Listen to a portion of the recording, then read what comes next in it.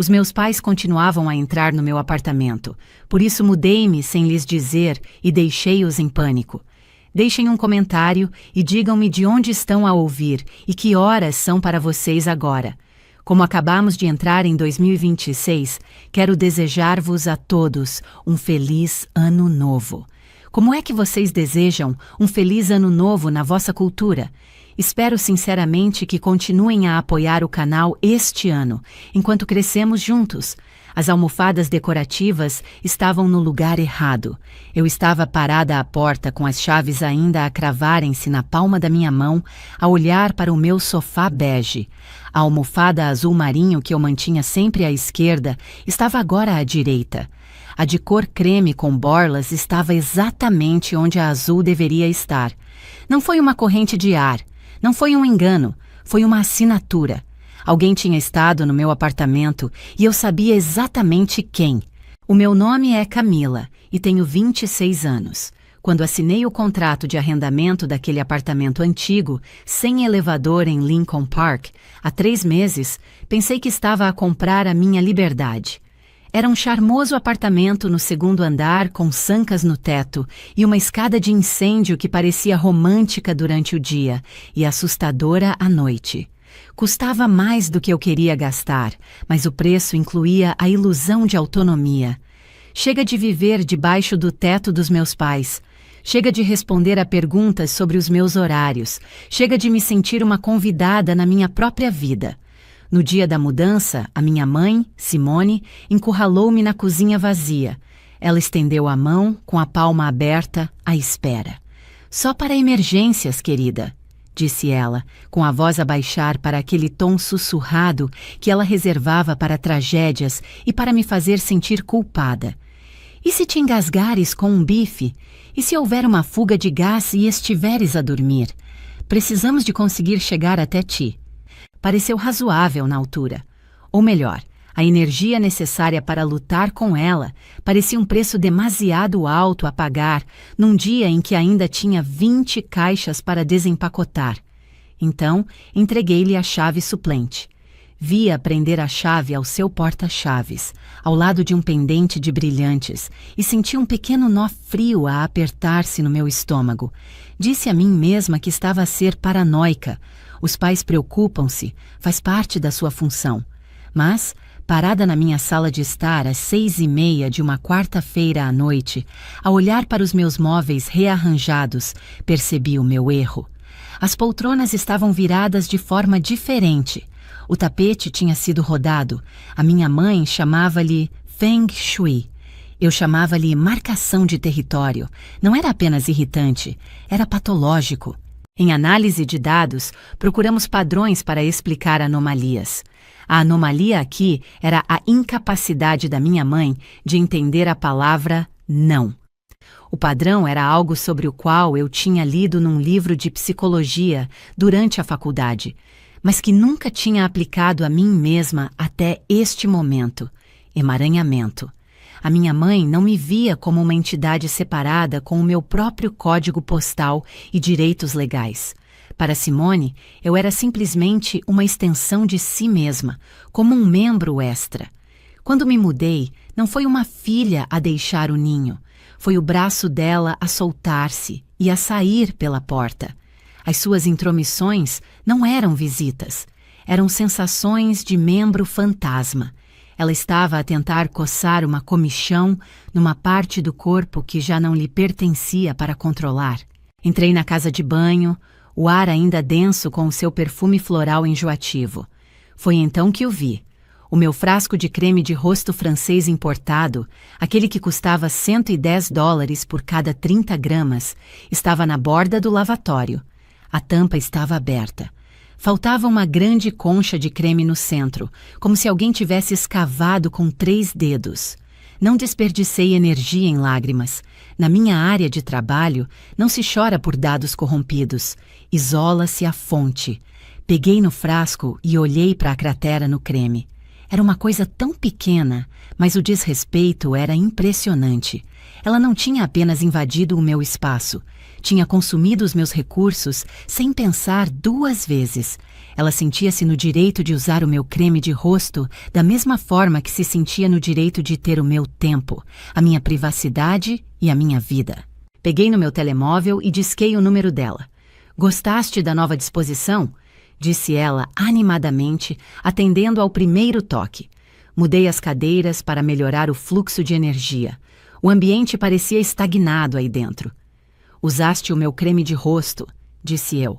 A minha voz era neutra. "Deixaste a tampa aberta." "Ah, aquela coisa. Sinceramente, era um pouco gorduroso para o meu gosto. Devias mesmo usar a marca que eu compro. É muito melhor para o teu tipo de pele." Ela não negou. Não pediu desculpa.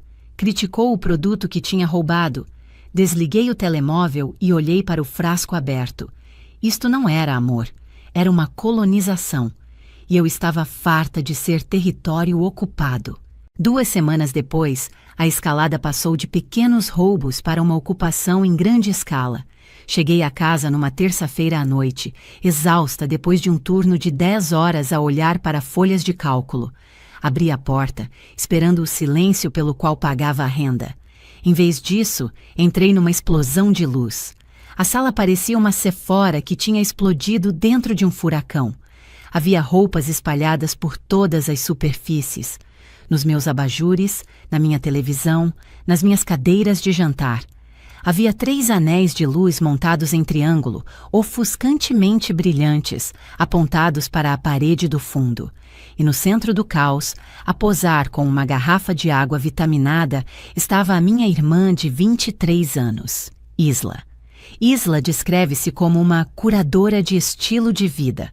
Eu descrevo-a como desempregada. Ela olhou para cima quando entrei, não com culpa, mas com irritação. Na verdade, ela levantou a mão para me silenciar. "Não te mexas", sibilou ela. "A iluminação está perfeita agora." Eu não fiquei quieta. Caminhei até a parede que ela estava a usar como cenário. Foi então que vi. O meu estômago afundou. A minha estação de trabalho de casa, os meus 2 monitores, a minha docking station, o meu teclado mecânico tinham desaparecido. A secretária estava vazia. "Onde está o meu equipamento?" perguntei. A minha voz estava perigosamente baixa. Isla revirou os olhos, baixando a água vitaminada. "Relaxa, Camila. Está no chão, no corredor. Aquela secretária era feia e estava a bloquear a luz dourada do final da tarde. Eu precisava da estética." Fui até o corredor. Lá, empilhado desordenadamente no tapete como lixo, estava equipamento sensível da empresa no valor de $4.000. Os meus monitores estavam virados para baixo. O meu disco rígido estava precariamente equilibrado em cima de uma pilha de caixas de sapatos dela. Um passo em falso, um tropeção, e a minha carreira teria sido destruída. Virei-me para ela. "Sai, ainda não acabei", disse ela, verificando o seu reflexo no telemóvel. "Ainda tenho mais 2 trocas de roupa. A mãe disse que não havia problema. Ela disse que só chegavas a casa às 7, por isso eu tinha muito tempo." "A mãe não vive aqui", disse eu. "E tu também não. Tu desligaste a minha estação de trabalho, Isla. Se partiste alguma coisa, vais pagar por isso." Ela bufou, o som agudo e desdenhoso. "És tão dramática.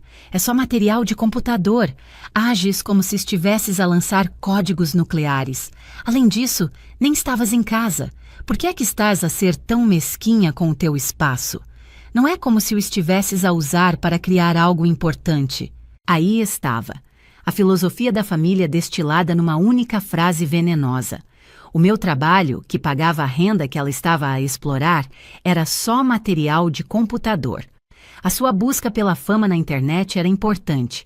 Como eu não estava em casa para defender o meu território, este tinha revertido para propriedade comunitária.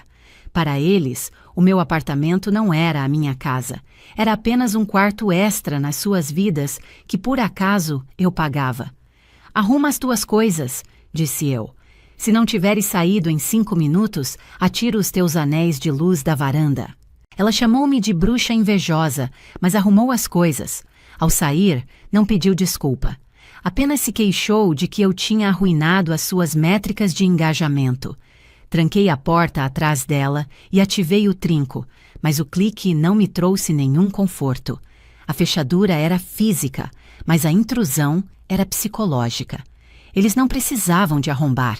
Eles sentiam que tinham o direito de estar ali, e eu estava a começar a perceber que uma simples fechadura não seria suficiente para os manter de fora. 3 semanas depois, a violação passou de irritante a aterrorizante.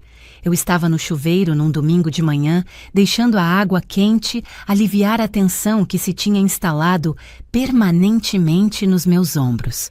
A janela da casa de banho era pequena, de vidro fosco, e abria para a escada de incêndio. Eu mantinha-a aberta uns 2 centímetros para a ventilação. De repente, a luz mudou. Uma sombra caiu sobre o vidro fosco, bloqueando o sol da manhã. Fiquei paralisada, o shampoo a arder nos meus olhos. Depois veio o som. Metal a raspar em metal. Alguém estava a mexer no trinco do lado de fora da janela. Pânico, frio e agudo inundou o meu sistema. Eu não estava apenas a ser invadida, estava a ser caçada. Enrolei uma toalha à volta do corpo, o coração a bater contra as minhas costelas, como um pássaro enjaulado, e agarrei na lata de laca do balcão, uma arma patética, mas era tudo o que tinha. Recuei para o canto, a observar a janela a deslizar para cima. Uma mão entrou, uma mão de homem. Abri a boca para gritar, para alertar os vizinhos, para chamar a polícia, quando um som familiar de resmungo me deteve. "Esta porcaria está presa", murmurou uma voz. Não era um ladrão, era o meu pai, Gilbert. Ele empurrou a janela até abrir completamente e meteu a cabeça para dentro. Quando me viu, encolhida no canto, a agarrar uma lata de laca de fixação extra forte, não pareceu envergonhado.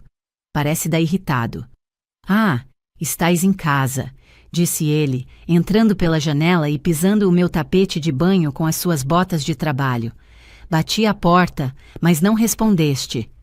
"Eu estava no chuveiro", gritei, o medo a transformar-se instantaneamente numa raiva branca e incandescente. "Pai, o que estás a fazer? Acabaste de entrar pela minha janela." "A arranjar o trinco", disse ele, apontando para a moldura da janela com uma chave de fendas que tirou do bolso. Notei que parecia solto da rua da última vez que estive aqui. Pensei em apertá-lo para ti. Não queria que ninguém entrasse. A ironia era tão densa que eu podia saboreá-la. Ele tinha entrado no meu apartamento para evitar uma invasão. Tinha escalado uma escada de incêndio, contornado a minha porta da frente trancada e invadido o espaço mais privado da minha casa, enquanto eu estava nua, tudo sob o pretexto de proteção. "Assustaste-me de morte", disse eu com a voz a tremer. "Pensei que eras um violador, quase chamei a polícia." Ele bufou, acenando com uma mão desdenhosa. "És demasiado nervosa, Camila. Sempre foste. Sou teu pai. Estou a proteger-te. Devias estar a agradecer-me, não a hiperventilar." "Sai", disse eu. "Sai agora." "Ainda não acabei", argumentou ele, virando-se de volta para a janela. "Este parafuso está moído. Preciso de ir buscar a minha outra caixa de ferramentas à carrinha." "Usa a porta", ordenei apontando para o corredor. "Sai e nunca mais subas pela minha janela." Ele resmungou sobre filhos ingratos enquanto atravessava o meu apartamento, deixando marcas de sujidade no tapete que a minha mãe tinha rearranjado. Ele destrancou a porta da frente e saiu, deixando a porta escancarada atrás de si. Fiquei ali, de toalha, a tremer, a olhar para a porta aberta. Isto já não era apenas ultrapassar limites, era um cerco. Eles não viam paredes, não viam fechaduras. Para eles, a minha privacidade era um obstáculo a ser superado, um trinco a ser consertado. Eles sentiam-se no direito de aceder a mim a qualquer momento, em qualquer estado. Fechei a porta e tranquei-a, colocando a corrente no lugar. Depois voltei para a casa de banho e olhei para a janela. Ele tinha consertado o trinco, mas tinha quebrado algo muito mais importante. Tinha destruído a ilusão de que eu estava segura na minha própria casa. Fechaduras eram insuficientes, paredes eram sugestões. Se eu queria estar segura, não precisava de um trinco melhor, precisava de desaparecer. O serralheiro estava agendado para terça-feira, mas eu não podia esperar tanto tempo para reclamar o meu território. Precisava de fazer algo físico, algo imediato. Então, comecei a limpar. Esfreguei superfícies que já estavam impecáveis. Aspirei até as linhas do tapete estarem perfeitamente retas. Era energia nervosa, uma tentativa desesperada de esfregar a presença persistente deles para fora da minha casa. Avancei para o canto da sala de estar. Ali estava o purificador de ar que os meus pais me tinham dado como presente de boas-vindas. Era uma torre branca, elegante e cara, que zumbia silenciosamente em segundo plano. A minha mãe tinha insistido nele no dia em que me mudei. O ar da cidade está cheio de toxinas, tinha dito ela, ligando-o ela mesma. Queremos que respires ar puro, Camila. É para a tua saúde. Agarrei na pega para o mover e poder aspirar por baixo. As minhas mãos estavam escorregadias de suor e agitação. O aparelho era mais pesado do que eu esperava. Escorregou-me das mãos. A torre tombou e bateu com força no chão de madeira. A carcaça de plástico da frente rachou ao meio e soltou-se. Eu praguejei, ajoelhando-me para verificar os danos.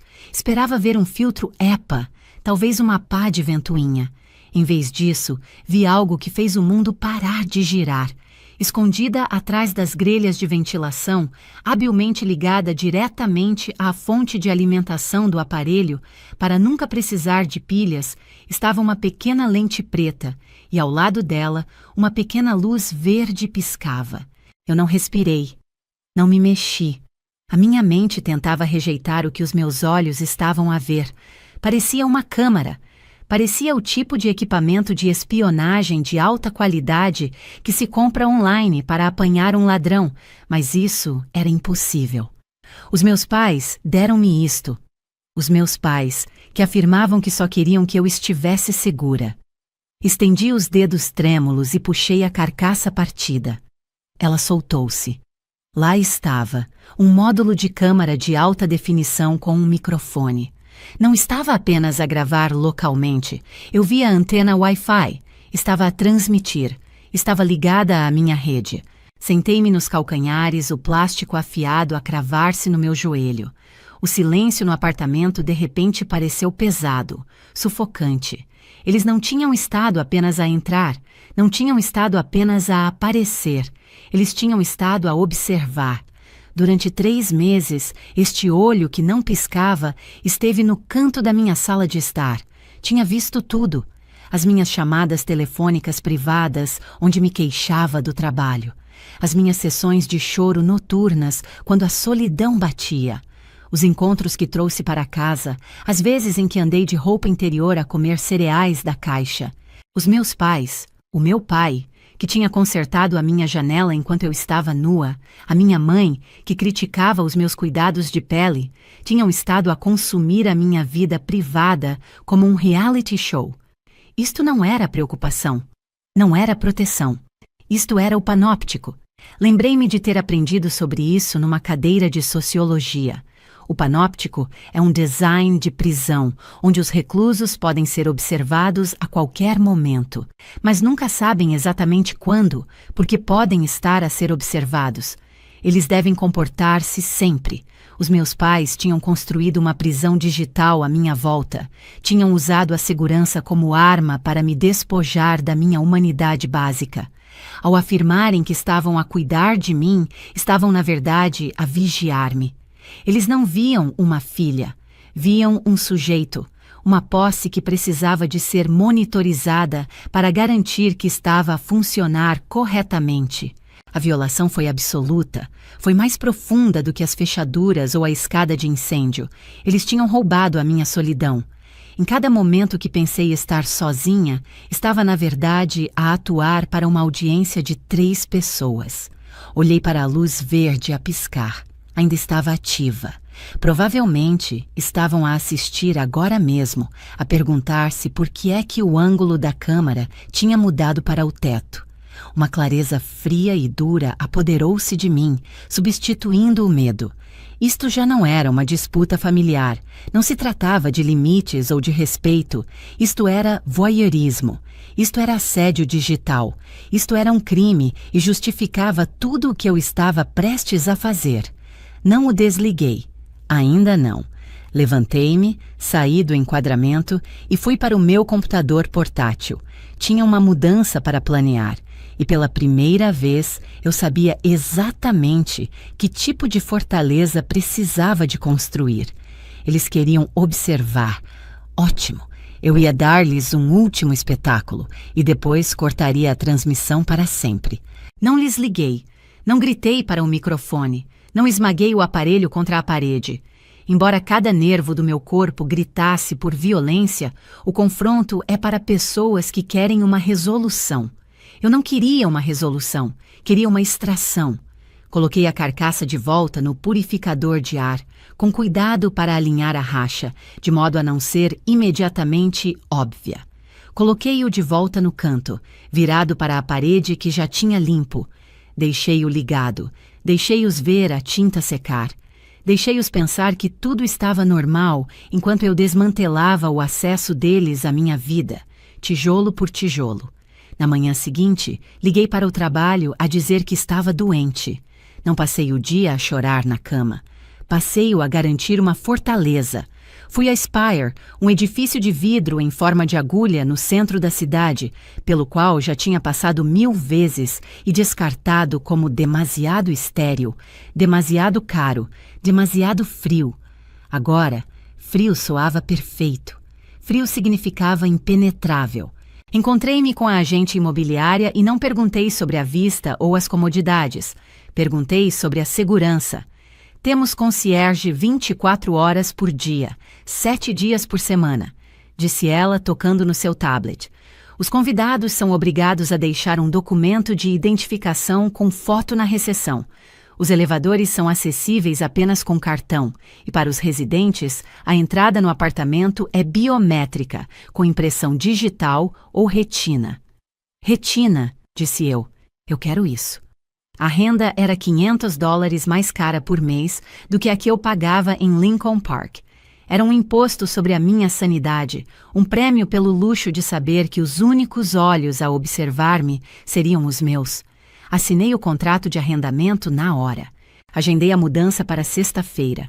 Contratei uma empresa de mudanças de luxo, do tipo que se especializa em relocalizações corporativas e discrição. Paguei extra pelo serviço Luva Branca, que incluía acordos de confidencialidade. Disse ao encarregado, um homem chamado Félix, que parecia conseguir levantar um carro: "Estou a sair de uma situação volátil. Rapidez e silêncio são as prioridades." Ele acenou com a cabeça uma vez. "Seremos fantasmas." Na sexta-feira de manhã, os homens das mudanças chegaram às 8h. Foram eficientes, silenciosos e cirúrgicos. Eu dirigi-os para esvaziarem primeiro o quarto e a cozinha, mantendo a sala de estar e o campo de visão da câmara intactos até ao último momento. Durante 4 horas, orquestrei o meu próprio desaparecimento. Vi a minha vida ser embalada em caixas de cartão e selada com fita cola. Parecia menos uma mudança e mais como se eu me estivesse a apagar. Cada prateleira vazia, cada parede nua era um peso a sair do meu peito. Eu não estava apenas a deixar um apartamento, estava a mudar de pele. Ao meio-dia, o apartamento era uma casca oca. O chão ecoava. A única coisa que restava era a torre branca no canto, a zumbir silenciosamente, a sua luz verde ainda a piscar, obedientemente, a transmitir um direto de absolutamente nada para os dispositivos dos meus pais. Caminhei até ela. Imaginei a minha mãe a verificar a transmissão no seu telemóvel, talvez a franzir a testa porque o ângulo era aborrecido, a perguntar-se por que é que eu não tinha passado pela imagem durante toda a manhã. Ela não fazia ideia de que estava a assistir a um navio fantasma. Abaixei-me até a tomada. Sinal perdido. Sussurrei. Puxei a ficha. A luz verde apagou-se. Não levei a câmara comigo. Deixei-a ali, deitada de lado no meio da sala vazia, um pedaço de lixo num terreno baldio. Tranquei a porta da frente, deixei as minhas chaves na caixa de correio do senhorio e saí para a luz do sol. Não olhei para trás, para o prédio antigo com a escada de incêndio e o seu charme. Entrei no meu carro e conduzi em direção à torre de vidro à distância. O protocolo 0 estava completo. Agora só tinha de esperar que eles percebessem que o ecrã tinha ficado preto. Demorou exatamente 48 horas para o pânico se instalar. Eu estava sentada na minha nova varanda no 16º andar da Spire, a beber café e a ver a cidade acordar. O silêncio no apartamento era absoluto. 100 passos no corredor. Sem chave a girar na fechadura, apenas o zumbido baixo do frigorífico e o vento contra o vidro. Então, o meu telemóvel explodiu. Começou com uma mensagem da Isla. A mãe está a passar-se. Atende o telemóvel. Depois, uma chamada do meu pai e 3 da minha mãe. Em 10 minutos, eu tinha 43 chamadas não atendidas. Eu não atendi. Vi o ecrã acender, vibrar e apagar-se vezes sem conta. Era um conjunto de dados fascinante. A frequência das chamadas indicava uma perda total de controlo. Eles tinham ido ao apartamento de Lincoln Park, talvez para ver como eu estava, mas mais provavelmente foram para consertar o purificador de ar, porque a transmissão estava morta há 2 dias. Ouvi a primeira mensagem de voz. Era a minha mãe, Simone. Ela não estava apenas a chorar, estava a hiperventilar. Camila, onde estás? Estamos no apartamento. Está vazio. Desapareceu tudo. Alguém te levou? Gilbert, chama a polícia. Oh, meu Deus! Chama a polícia! Tomei um gole de café. A ironia era deliciosa. Ela estava a ameaçar chamar a polícia para relatar uma pessoa desaparecida, quando a única pessoa desaparecida era o avatar digital que ela andava a seguir. O relógio no micro-ondas passou dos 20 minutos. Deixa-os suar. Deixa-os sentir uma fração da violação que eu senti quando encontrei a lente de uma câmara a olhar para mim na minha própria sala. Então, liguei ao meu pai. Ele atendeu antes mesmo de o primeiro toque terminar. Camila, estás bem? A polícia está a caminho do apartamento. Cancela-os, disse eu. A minha voz era calma, firme, irreconhecível para os meus próprios ouvidos. Estou bem, mudei-me. O quê? A voz dele falhou. Mudaste-te para onde? Quando? A casa está vazia, Camila. Não há sequer uma colher.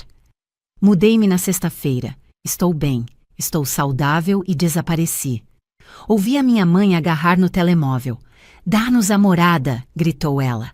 Agora mesmo. Manda-nos a localização agora mesmo. Não pode simplesmente desaparecer. Estávamos aterrorizados. Não vos vou dar a morada, disse eu.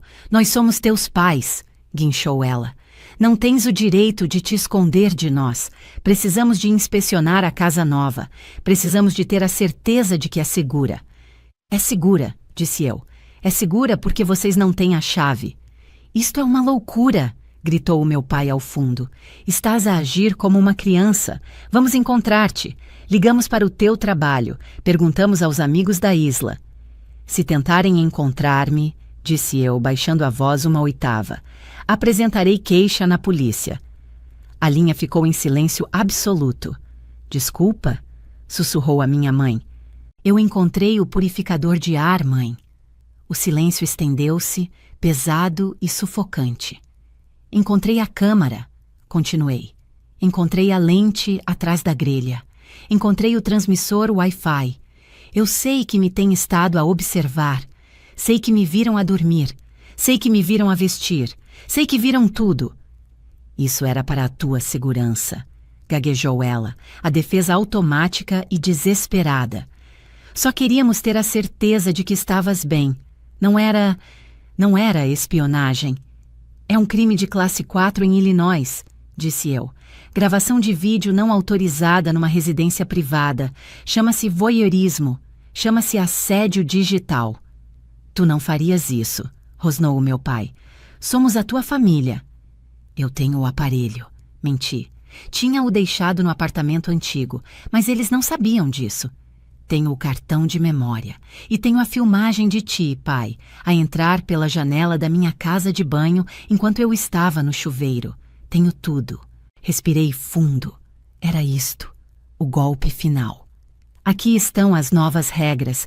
Não vêm à minha procura, não contactam o meu empregador, não aparecem no meu prédio. Se eu vos vir, se eu ouvir que andaram a perguntar pela minha localização, entrarei na esquadra mais próxima e apresentarei queixa.